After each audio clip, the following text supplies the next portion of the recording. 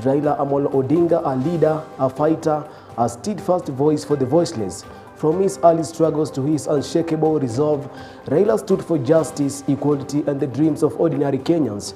He challenged system, championed reform, and spoke truth to power, always driven by unyielding belief in a better Kenya. Beyond politics, he was a symbol of hope, reminding us that unity is strength and that democracy is worth every sacrifice. His legacy will not fade with time. It lives on in every Kenyan who dares to dream of a just, free, and a united nation. This evening, we say, go well, Baba, your light continues to shine. And now the EBN Prime Edition begins. ODM chairperson Gladys Wanga has called on former Deputy President Rigathi Gachagua to come out and clarify his position on remarks made by Nyeri Governor Mutahi Kahiga. Speaking in Kisumu, Wanga described the governor's comment as an insult to the struggle led by late Raila Odinga, who championed reforms and gave rise to the very constitutional offices some leaders now hold. Her sentiments were echoed by Nyando MP Jared Okello and Mathare MP Anthony Oluoch, who accused Governor Kahiga of promoting regional division and discrimination in the allocation of development projects. A beneficiary of devolution, and not a single Kenyan do not understand that the pioneer of devolution is Raila Amolo Odinga. So you should be the last person to be happy or to cheer when we have lost Raila Amolo Odinga, who is the father of devolution. I call upon our friends in Mount Kenya, please desist from associating yourselves with the likes of Gachagua and the likes of Kahiga. You are going to be misled. We know that there is politicians like Kahiga who in the life of Raila Amolo Odinga have used him as a bogeyman to scale their own political heights there. But it is shocking that they continue to make Raila a bogeyman in his death. And what I know is that Kahiga does not speak for himself. Kahiga is the spokesperson of Rigathi Gachagua. You will recall that Honorable Rigathi Gachagua, during the time that he was deputy president, made it his sole purpose to pursue Raila Odinga, saying that he would encircle State House and make sure that Raila does not step into State House.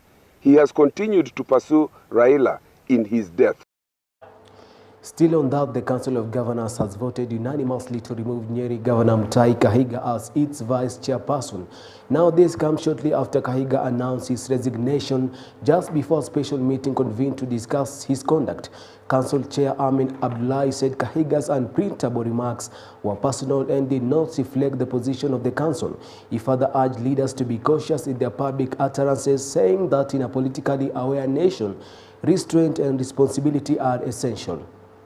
Country where political awareness runs high, leaders must exercise both caution and deep sense of responsibility in their public utterances. Following our statement issued yesterday, we have convened a special council meeting to deliberate on the interpretation and impact of the utterances made by His Excellency Kahiga Mutahi, the Vice Chair of the Council of Governors, and the mitigation thereof. We wish to reiterate our deep disappointment on the statements by the Governor. We still maintain that these sentiments are his personal remarks that do not reflect or represent the views and the values of the Council of Governors. We therefore disassociate ourselves in toto and condemn these utterances, which were untimely, reckless, and unspeakable, especially at this time of deep mourning. The Council has unanimously decided, the Council has unanimously agreed to remove His Excellency Kahiga Mutahi from the leadership of the Council as the Vice Chair with immediate effect. And at the same time, Nyeri Governor Kahiga has bowed to pressure and resigned from his position as the vice chairperson of the Council of Governors. Not only that, Kahiga also issued an apology over his recent remarks, which appear to celebrate the death of former Prime Minister Raila Odinga. During a funeral in Nyeri, Kahiga had alleged that the political arrangement between the President William Ruto and late Raila Odinga had shifted government priorities towards the Nyanza region, further denying the Mount Kenya region its fair share of the national cake. His comments have since sparked widespread public outrage and condemnation from both political and civil leaders across the country. I apologize to our mourning nation, to the family of the Right Honorable former Prime Minister Raila Amolo Odinga, Mama Aida, her children Rosemary Jr. and Winnie, Honorable Senator Oburu Odinga and Honorable MP Ruth Odinga, and other siblings and their larger extended family, the ODM fraternity and the Luo nation and Kenyans at large. And finally, in noting the huge public interest that this issue has generated, I am taking responsibility of the real and perceived meaning of my remarks, and as a result, therefore, I have decided that with immediate effect, I am going to step down as the Vice Chair of the Council of Governors. And as I do that, I also pray that the soul of the Right Honorable Prime Minister Raila Odinga continue resting in eternal peace. The clip was taken while attending a burial in my home village, and my remarks were in no way celebratory. What I meant is that under the current broad-based government, we have seen skewed development, and politically, the loss of the Right Honorable former Prime Minister Raila Odinga sent everyone back to the drawing board. As the popular saying goes, God takes the best, and it is in this context that I made those remarks in vernacular. Let me also make it clear that the remarks I made are my personal views, and therefore should in no way be associated with the community's position or any political affiliation, nor the Council of Governors. Still staying with that subject, Deputy President Professor Kithure Kindiki has cautioned leaders against making disrespectful remarks about the late former Prime Minister Raila Odinga and his family. Speaking during a public engagement in Kachiliba Town, West Pokot County, Kindiki urged leaders to exercise restraint and show respect, especially during this period of mourning. The Deputy President also emphasized the need for unity, empathy, and decorum in the country's national discourse, saying leaders should lead by example in promoting peace and respect. Ako na kijana moja, mkituchukulia huyo, tutaona kweli tumelia baba yetu na roho zetu sitapoa. Alafu sasa ile kine ni mzee wetu. Unajua hapa West Pokot tuko na one senior most politician, na huyo ni Dr. Ati. Wale ambao wanaongea maneno ambayo yanaweza kuleta mvutano baina ya wananchi, tunawaambia kwa heshima kubwa wawache. Juzi ameamuru ya kwamba yule kiongozi wetu aliyekuwa waziri apumzishwe katika sherehe na mazishi ya kitaifa, state funeral, ambaye inapaitiwanwa kwa viongozi ambao wamefanyia taifa kazi kubwa, kama ile Raila Amolo Odinga alikuwa amefanyia Kenya. Tunaomba kwa heshima wale ambao hawaheshimu marehemu mzee Raila, waheshimu taifa la Kenya.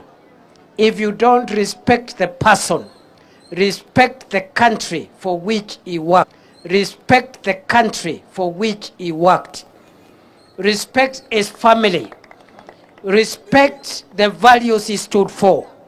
Na mimi nataka niseme ya kwamba kwenda mbele, tukishikilia yale mawazo, maono ambaye Mheshimiwa Raila alikuwa nayo kwa taifa la Kenya, wakifanya kazi na Rais William Ruto, Kenya yetu itaelekea mahali pazuri.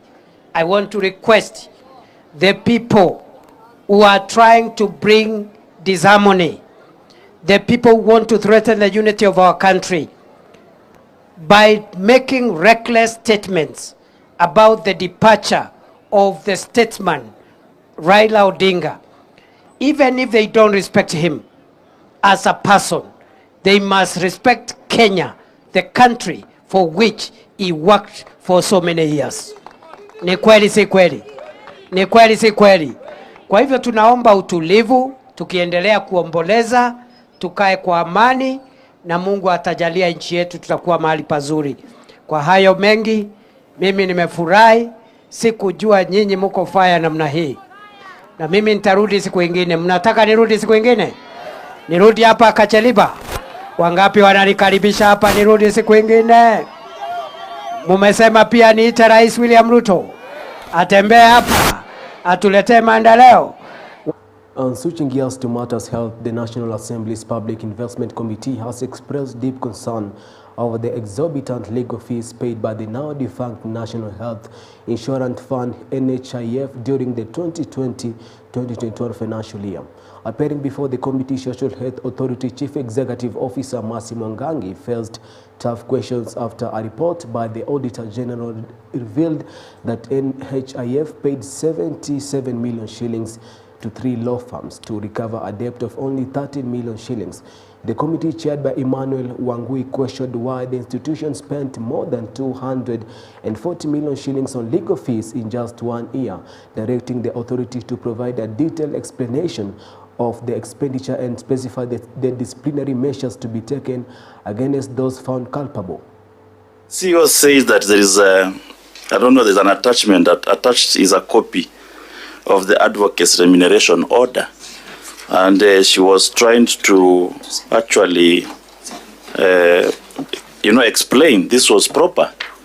And explained according to what she has attached. Now, the Director of Finance. Narok County has intensified the fight against the spread of cholera, particularly in schools within the Kilgoris area. The county government, in partnership with non-governmental organizations, has rolled out clean water and sanitation projects in several learning institutions. Governor Patrick Ole Ntutu is now urging residents to ensure they use clean water and maintain high standards of hygiene to prevent further spread of the deadly disease. Sasa tuko na maji clean. Usiende kuchota maji zile tu ziko huko kwa mto. Kwa sababu ile shida tulikuwa naye hapo, watu wameanza kuwa wengi pale Kilgoris town na pia pale Lolgoria, na kuna watu wengi ambao wanaishi bila toilet. Iposa bado tunauliza tu, kila familia lazima uwe na toilet. Huwezi kwenda tu kwa msituni. Hiyo wakati tulimalizanga hiyo maneno. We urge all our school children, now that they are going to exams, to ensure that we observe hygiene. Let us use our toilets properly. Let us wash our hands regularly. Let us also ensure that the food that we eat is clean. And we must take these messages back to our parents and ensure that all of us are prepared to ensure that we prevent all these preventable diseases. We are in an arid area, and this water will prevent our students from going downstream and also the animals inside the compound. People use that as an anti-ground to go and seduce them there, give them a phone, or maybe even introduce them to substance abuse. So that has been. And away from that, the political heat is rising in Kakamega County ahead of the Malava by-election, with members of parliament from the region rallying voters to support UDA candidate David Ndakwa, saying it will be a fitting way to honor the late veteran ODM leader Raila Odinga.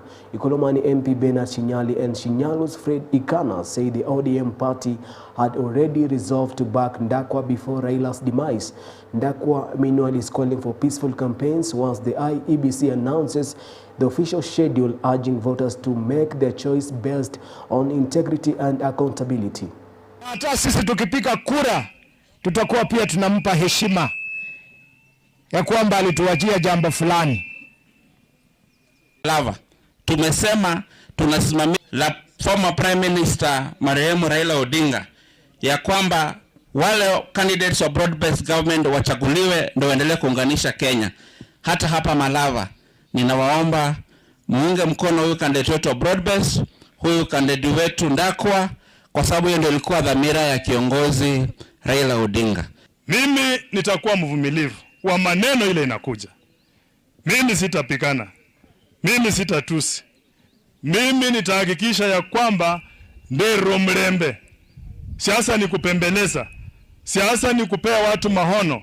Siasa ni sera. Na hiyo ndio itakuwa mwenendo wangu. In another political development, ODM officials in Samburu are calling on the party's leadership to remain united and strengthen the party in the wake of the late Raila Odinga's death. They emphasize that unity and solidarity are key to preserving Odinga's political vision and legacy, warning that internal division will dishonor his memory. The leaders further urged Secretary General Edwin Sifuna and the national leadership to stand firm in strengthening the party and protecting its legacy. Baba ametuasha. Nataka kuambia nyinyi tushikane, mshikane mkono. Ndio maana kama mlikuwa mnababa msiende kusambaratisha chama. Tushikane kama wana Kenya, wana ODM na tukue pamoja. Tuwe sasa hata hiyo kifo ya Raila imefanya sisi tena tuwe na nguvu. Aibu ambayo itatoka ni kama hatutaendelesha chama ya ODM, ikue ODM vile baba alitaka. Ili tuwe next government tuweze kuunda kama ODM. Na ndio mimi najua hata kwa huko mahali atakuwa peponi mbinguni atafurahi. Imetokea wakati hii ambaye tunafanya by election. Wanasema wanataka kufanya nini? Kwa hiyo heshima wanataka kupigia candidate wetu kura na utaona matokeo. Fanye kampeni ya amani na bila shaka mimi nataka kuhakikishia wana ODM, manake siku mbili zilizopita nilikuwa na viongozi wa ngazi za juu wa chama na niliwahakikishia hawa kuwa hiki kiti kwa mpenzi ya Mwenyezi Mungu tunaishi. And in other news, the fraud case facing former Nzoia Sugar Company Chief Executive Officer Godfrey Sifuna Wanyonyi and 7 other senior officials has been postponed to February 11th next year. The court was set to hear testimony from the final prosecution witnesses today, but the prosecution failed to present them as planned. The accused are charged with defrauding the state-owned Nzoia Sugar Company 11 million shilling funds alleged to have been embezzled from the firm. I think that the prosecution would not have closed its case today. I will exercise my discretion and grant the application for adjournment. However, in view of the age of this matter, I order that all parties must be ready for hearing on the next hearing date, and this is marked as the last adjournment on all the parties. Moving on, with hundreds of hopeful youths turning up at Kenyatta grounds in Marara, Samburu County, the Kenya Defence Forces recruitment exercise saw a huge turnout as hundreds sought a chance to serve in the military. According to Lieutenant Colonel Njoroge Nganga from the Kenya Army, at least 284 youths participated in the exercise, with those failing to meet the set requirement being disqualified. Nganga further assured the public that recruitment was conducted fairly and transparently, adding that only successful candidates will proceed to the next stage. He further noted that officers from the Ethics and Anti-Corruption Commission and the Directorate of Criminal Investigations, DCI, were present to ensure integrity and accountability throughout the entire exercise.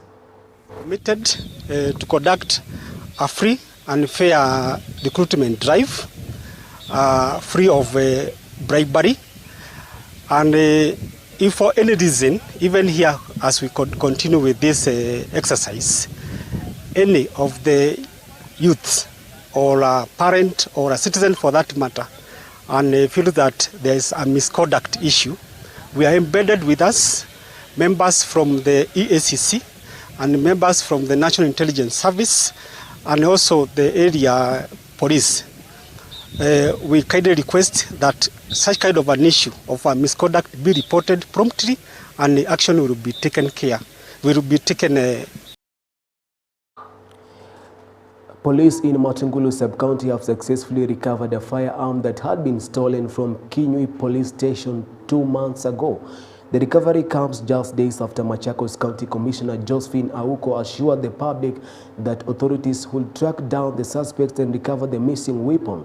Confirming the incident, Matungulu Deputy County Commissioner Evelyn Wekesa said the firearm was found in the Katine area. However, the magazine is still missing. Bunduki ilipotelea kule kwa posti yetu moja katika location ya Madeine kwa police post inaitwa Kinyui. Na tangu wakati huo tumekuwa tunaitafuta. Na tunataka kushukuru sana kwa sababu kupitia kwa uhusiano yetu na wananchi.